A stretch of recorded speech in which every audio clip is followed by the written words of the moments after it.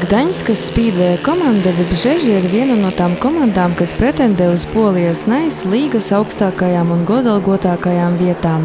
Ar šo pretinieku 28. martā mūsu Lokomotīvai bija jāatklāj šīs sezonas spīdvēja sacensības, taču plānoto tikšanos komandām martā iztraucēja laikapstākļi, kuru dēļ sacensības tika pārceltas uz 12. jūniju.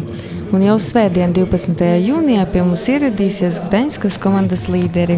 Šobrīd provizoriskais komandas sastāvs liecina par to, ka komandas Vibžeži vadība plāno sekot komandas Ožela piemēram, aizvedot māju svarīgos sacensību uzvaras punktus. Runājot par mūsu Lokomotīvas komandu, tā paliks līdzšinējā sastāvā. Pieaugušos braucējus pārstāvēs Maksims Bogdanovs, Kjasts Podžuks, Andžejs Ļebedzevs, Fredriks Lingrens un Jonas Kilmakorpi. Juniorus viennozīmīgi pārstāvēs 16-gadīgais Arcums Trofimovs. Pagaidām gan paliek atvērts jautājums, kurš Dāvis Kurmis vai Oļegs Mihailovs brauks pāri ar Arcumu.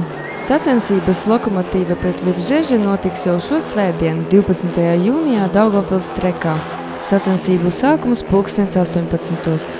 Atgādinām, ka laikrakstas Ičās abonementiem iegādājoties biļeti uz šīm sacensībām ir iespēja saņemt 25% atlaidi. Lai iegādātos biļeti ar atlaidi, stadiona kasē uzrādiet laikraksta abonēšanas kvīti 2016. gadam.